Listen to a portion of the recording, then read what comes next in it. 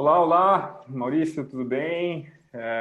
Muito obrigado, antes de tudo, aí pela disponibilidade da gente bater esse papo hoje. Bom, é um prazer poder participar do bate-papo, Cristiano. Né? E, assim, eu sei que é um momento difícil, um momento também importante, né? Onde todos os recursos tecnológicos e de gestão à distância, eles são mais requeridos nesse momento, em todos os sentidos, né? Não só na indústria 4.0, acho que agora nós estamos falando até de família 4.0, de trabalho 4.0, né? Está todo mundo migrando para o 4.0 e talvez até mais, né? Quem não estava preparado está sentindo falta agora, né? E vai sentir falta. Então, eu acho que é um tema muito oportuno e não simplesmente por causa do momento, ele sempre foi oportuno, né? Os últimos 5, 6 anos nós temos trabalhado, temos pensado, temos trabalhado intensamente nas soluções, mas assim, o momento está puxando agora o assunto, né? E é importante a gente conversar sobre isso.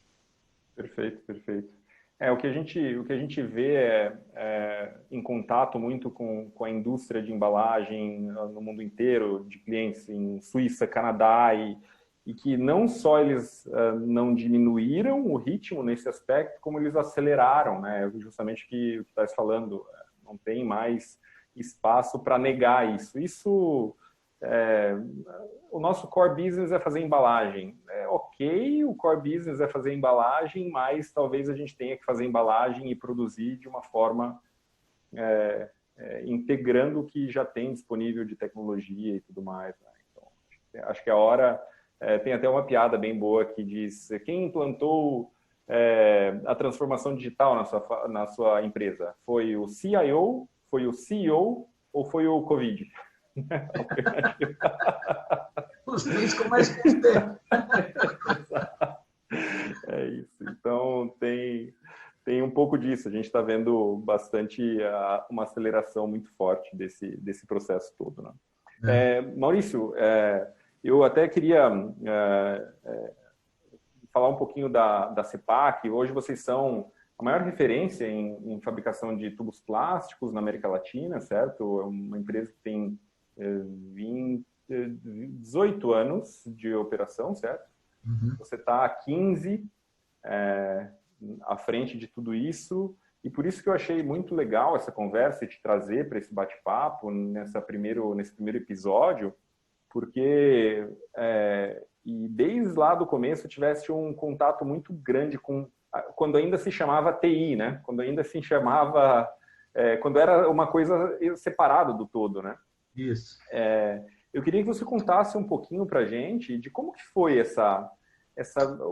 quais foram as transformações, o que você viu acontecer nesse período, né, da fábrica, em que tinha um departamento de TI cuidando de servidores, cuidando de licenças de software e tudo mais, e garantindo que o RP funcionava, né? Esse era o principal, uma das principais funções lá de TI, mas você não olhava só para TI, como COO, você olhava para outros departamentos, mas eu gostaria que você compartilhasse um pouco dessa visão. E agora, como CEO da CEPAC, à frente do todo, tendo que carregar a visão estratégica e tudo mais, como que você viu, se pudesse compartilhar um pouquinho com a gente dessa transformação aí Eu nesse acho período? que, assim, e não é a história só da CEPAC, é a história de muitas empresas também,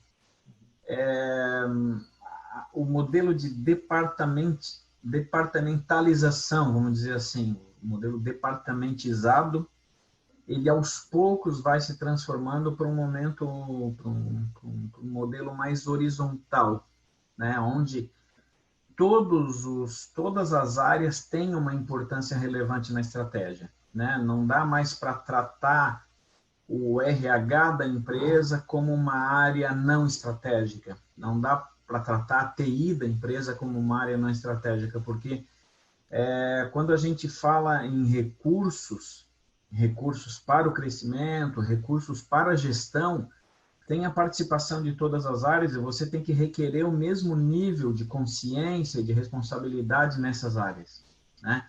Então, Por exemplo, a nossa TI hoje, nós terceirizamos tudo aquilo que é gestão de servidor, gestão do dia a dia, das rotinas, aquelas rotinas burocráticas da gestão de TI, a segurança, inclusive, e a nossa equipe trabalha no apoio à evolução tecnológica da companhia como um todo, né?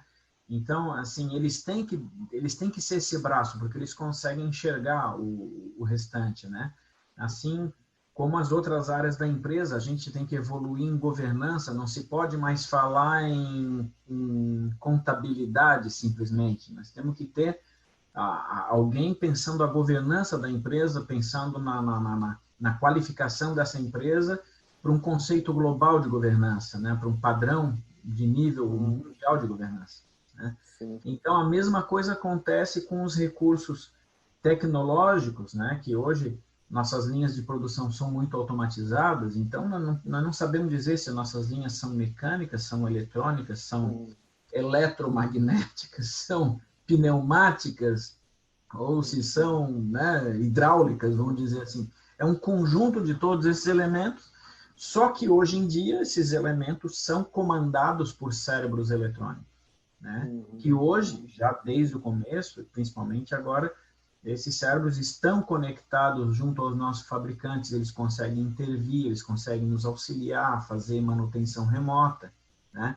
Então, se a gente tem equipamentos tão evoluídos, né? Uma tecnologia tão evoluída, por que a gente não pode ter uma gestão evoluída para poder operar esses equipamentos? Né? Não estou falando só de um bom operador, de uma pessoa qualificada ali, mas ele precisa ter ferramentas evoluídas para contabilizar a produção, para classificar a produção, para apoio à tomada de decisão, né? Apoio à tomada de decisão, exatamente. E nas pontas, né? O que a gente vê muito é que eu tenho uma visão de que a transformação digital, muito ela entrega, não sei se você concorda com isso, né? Que antes ela era centralizada, era todo mundo trabalhando, dando input. Você tinha uma gestão, um corpo executivo que tomava as decisões com dados imputados pelas pontas, então as pontas eram imputadores de dados, né? Para servir um relatório, uma tomada de decisão estratégica lá em cima. E agora a gente está invertendo essa pirâmide, que a gente quer dar power to the edges, né? Poder para as pontas, né? Em que essa pessoa da ponta, ela não pode ser mais um imputador de dado, né? Ela tem que ter algo que ajude-o a fazer o trabalho dele melhor, né? A tomar decisões melhor no dia a dia dele. Porque, em vez de a gente ter um corpo, um cérebro só tomando decisões, nós possamos ter centenas na fábrica tomando boas decisões. Né? E aí isso tudo foi impulsionado também, porque uma coisa é você preparar as estatísticas, vamos dizer, tanto de produção quanto de controle de qualidade ou controle estatístico de processo, para preencher relatórios e fazer reuniões uma vez por mês e analisar.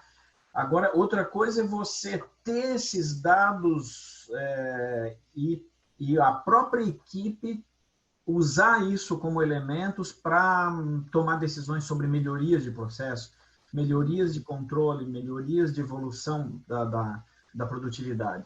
Né? Então, hoje o nosso OEE já é basicamente automatizado, ele vem dessas medições e a gente tem o OEE do dia, a gente tem o OEE da máquina, né? A gente tem o OEE daquela célula.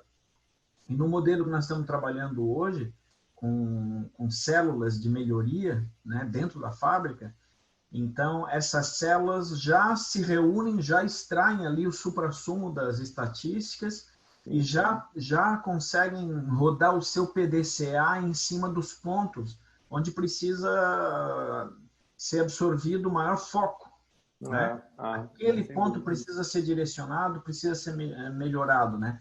E então é mais importante gastar tempo e esforço para evoluir esse ponto, esmiuçá-lo, tentar transformar aquele problema numa solução, do que ter 5, 6 pessoas levantando dados, levantando números, preenchendo planilha, lançando e analisando e buscando. Né? Então, encurta muito o caminho para a melhoria.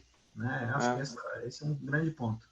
É que a tecnologia e a disponibilidade de dados não pode ser gargalo para a tomada de decisão, né? E eu acho que é muito isso que a transformação digital faz, ou a implantação de um sistema forte, fabril, para auxiliar a tomada de decisão, é que a tecnologia deixa de ser gargalo. Ou aquelas pessoas que cuidavam da tecnologia centralizada, sejam TI ou o gerador de relatório, o coletor de dados, aquela pessoa, ela vira gargalo, porque ela não consegue entregar na velocidade que as pessoas precisam para tomar as decisões, né? Então, passa a ter um ciclo de iteração muito mais curto, muito mais rápido. Isso aí. Hoje em dia, por exemplo, a gente já consegue tomar decisões mais rápidas sobre investimento na troca de peças complexas, peças caras, baseado na perda de produtividade ou na perda de qualidade do produto provocado por esse desgaste, né? Então, a gente já consegue analisar o ROI simplesmente com estatísticas ali do que está acontecendo, comparando com períodos anteriores, né? Claro. E tomar rapidamente a decisão, porque sabe que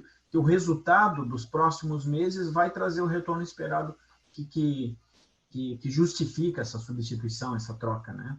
Perfeito. O que eu digo muito e isso é uma realidade muito particular da indústria de embalagens em si, que ela tem um custo de asset, de produção altíssimo, certo? São milhões e milhões de dólares num parque fabril. É muito capital investido ali.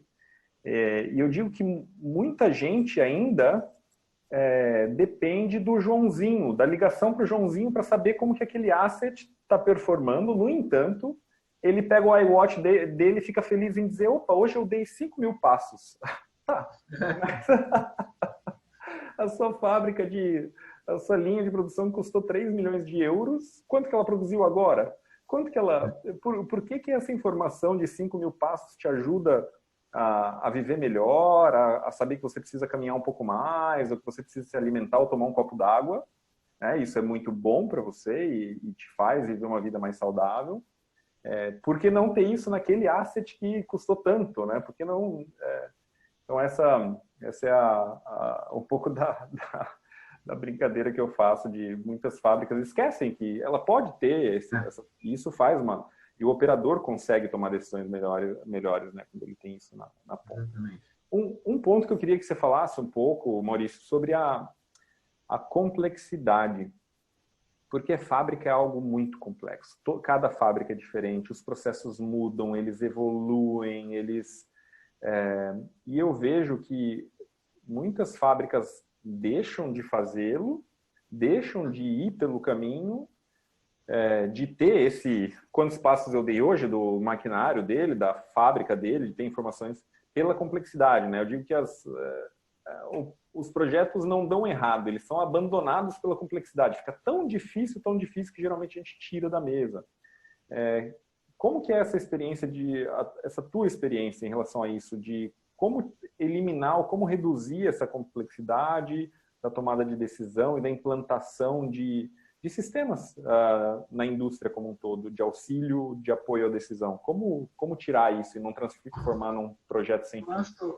Eu acho que assim, não dá para varrer a complexidade para baixo do tapete, sabe? Ela tem que ser encarada, né? Encarada com seriedade. Daí você separa, bom, disso tudo que eu preciso fazer, que é difícil, o que é mais importante, né?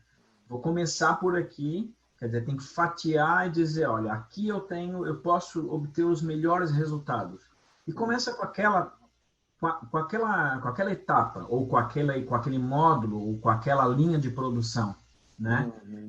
Para ter uma ideia, só para a gente identificar os sensores ideais para ler toda a variedade de passagens dos medidores que a gente precisava ali, nós levamos um ano, né? Porque testa um, testa outro, coisa e tal, mas também não tentar buscar, ele tem que ser o resultado adaptado no médio prazo, né? Eu preciso conseguir instalar e colocar a funcionar, aperfeiçoar o modelo até que ele esteja ok, e daí começar a obter resultado, né? Uma implantação ela não é uma coisa simples, ela é uma coisa que requer atenção, insistência, atualização e requer busca do resultado, né? Até que esteja estável, confiável. Bom, essa fase passou, vou para a próxima. Perfeito. Né? Então, a complexidade, ela existe, não tem como esconder. Né? Ela vai estar lá, não tem outro jeito. Perfeito, perfeito. E é muito um approach a gente chama de desenvolvimento ágil, né? Na CEPAC foi isso, né? Começa por uma linha, valida melhor, iterações rápidas e curtas, na linha do feito é melhor que perfeito. Então, faz, implementa, roda, faz, implementa, porque aprende-se muito no projeto, né? Aprende-se muito na caminhada, né? Que antigamente, quando a gente fazia desenvolvimento de software e desenvolvimento de sistemas, trancava-se um monte de gente inteligente numa sala e pensava, desenhava, pensava, desenhava. E quando ia implementar, a realidade já era outra. Ou aquilo ficou tão complexo e você perde um pouco do engajamento das pessoas, porque aquilo demora tanto para andar. Então, acho que isso a CEPAC tem feito bastante bem, que é assumir que um projeto é complexo e a gente não pode esconder, não pode fingir que ela não existe, a complexidade, né? Precisa alinhar a expectativa, saber o que não vai ser endereçado agora, mas não impedir que isso paralise. Não impedir que isso se transforme num elefante branco, que é melhor não fazer nada do que fazer um negócio desse tamanho, né? Acho que isso é super legal. Eu me lembro quando a gente estava dimensionando, né, analisando a implantação do projeto, várias expectativas foram, digamos, amenizadas, né? Porque as pessoas queriam tudo, né? Bom, mas a gente não consegue tudo, então vamos começar por essa parte que é mais importante. Eu me lembro que a gente gostaria de ter controlado o consumo de resina nas extrusoras, mas isso, depois de feitas algumas análises, nós identificamos, olha, isso não vai ser possível. Né? O investimento vai ser muito alto e o retorno vai ser baixo. Nós podemos chegar ao mesmo resultado por outro caminho, né? E também não era onde a gente tinha mais perda, né? A perda ela estava localizada em outros pontos. Sim. Né? E aí, assim, essa decisão foi acertada, né? Não teríamos parado o projeto por causa de uma expectativa que não era primordial, não era mais importante, né?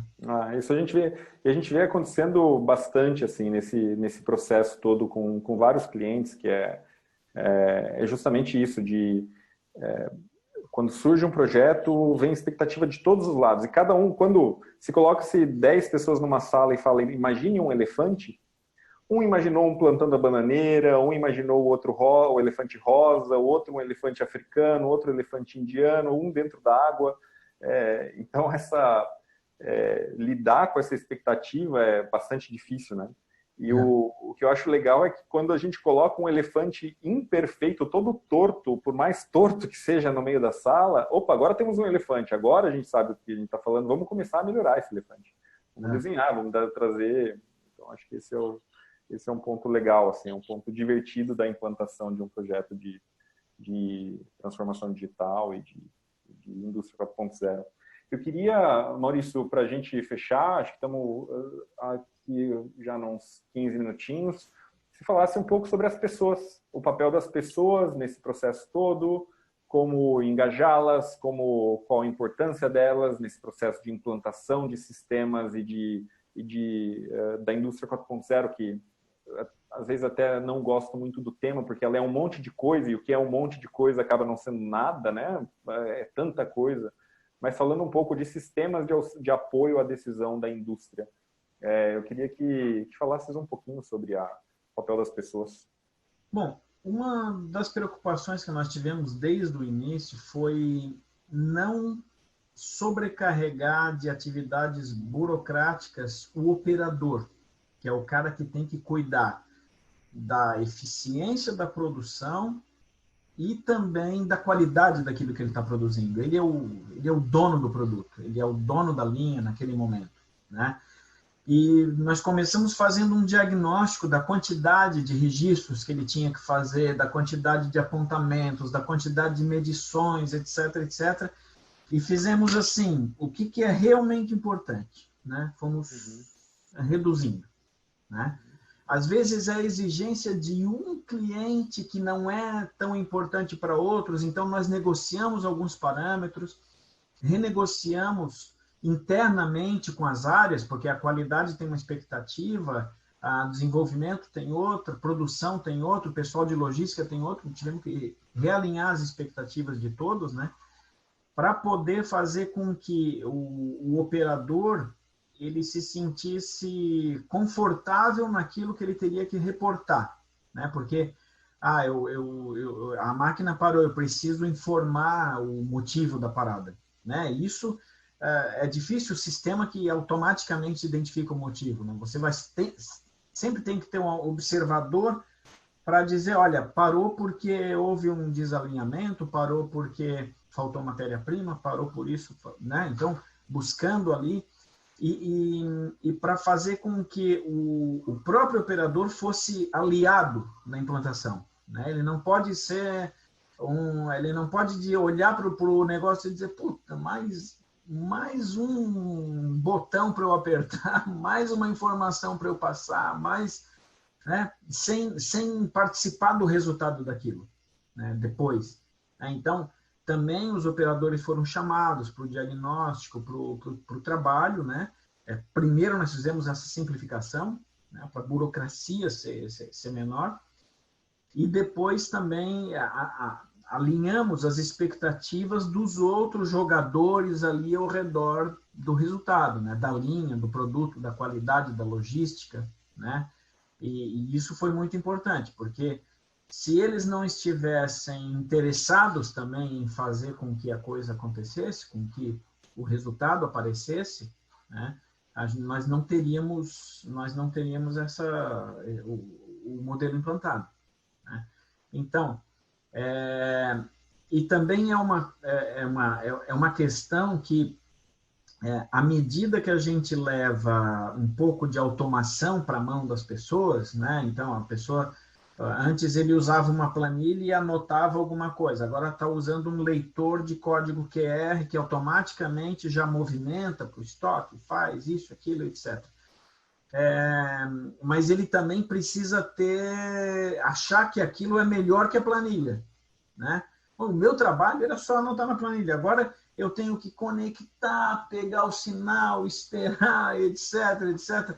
A tecnologia tem que ser boa, ela não pode ser precária, porque uma caneta e um papel é fácil, você encontra em qualquer lugar, mas o sinal tem que estar disponível, a rede tem que estar disponível, o sistema tem que ser confiável e as coisas têm que funcionar, porque senão ele volta para o papel e para a caneta, né? O primeiro movimento é o de retorno, e é o mais fácil, né? Então, isso não pode deixar acontecer. Esse é um caminho que não pode deixar acontecer ali na operação, né? Muito bom. É muito importante. Então, falando nesse nível, né? E depois também tem os gestores, né? Os times de melhoria que precisam encontrar ali o resultado, né? E se motivar a buscar essas estatísticas, né? A colocar num Power BI e fazer os dados aparecerem, né? Fazer cruzamento de dados, levantar estatísticas históricas, buscar fazer todo tipo de cruzamento, né? Então, tem que se investir também nessas variáveis, né? Isso é importante. Sem dúvida, sem dúvida. É que a gente fala, a questão do user-centric design, né? Aquilo que a gente falava um pouco antes, né? Que o cara da ponta, o operador, no caso, ele não é mais, ele é cliente, talvez o usuário é o cliente, né? Deixa de ser o CEO como cliente só, o CEO precisa que a organização funcione, que seja produtiva, mas não está um exército de pessoas gerando dados para esse CEO, não. O cliente de uma boa implantação é o usuário, o user-centric design, né? Ele tem que ser feito para ele, né? Ele tem que se sentir dono daquela ferramenta, que foi feito, que não só coloque um ônus para ele, mas que coloque também algo bom para ele, que melhore a vida dele, né? Mas aí tem uma questão importante, sabe? Um sistema desse, ele não pode ser uma tela para colocar reloginhos para o CEO olhar, entendeu? Não. O CEO tem que estar interessado na última linha do balanço, o resto é processo que vai levar o resultado, entendeu? Então, essas telas, esses reloginhos, eles têm que estar na mão de quem vai usá-los no dia a dia, na ponta. Isso aí, né? isso aí. Acho que isso é importante. Para que ajude quem realmente consegue fazer diferença no dia a dia, né? Eu digo que um operador de máquina hoje, ele consegue fazer muito a diferença com melhores informações. Ele consegue aumentar a produtividade da fábrica em 10%, né? No curto prazo, se ele tiver a informação certa, se ele tiver... E a questão do boicote, não usaste essas palavras, né? Mas essa resistência do operador, a gente justamente tem que tomar muito cuidado com ela. E muita gente, quando pensa em dados, em informações, pensa em usar dados como chicote, né? Olha aqui, perdeu a guerra. Ali perdeu a guerra, porque aí o boicote, aí não funciona, não tem transformação digital que funcione, né? No momento que a gente começa a usar dados como porrete. Muito bom, Maurício. Agradeço demais a disponibilidade, foi um ótimo papo, aprendi bastante, é sempre um prazer aí trocar com vocês, são ótimos parceiros e tenho certeza que tudo isso vai ser bastante útil para bastante gente. Não, legal. Obrigado. Faço votos que o produto evolua, né? E que tenha sempre bastante sucesso, como a gente tem alcançado aí com as aplicações que você desenvolve. Muito bom. Maurício, agradeço demais. Muito Certo. obrigado. Fique saudável. Tchau.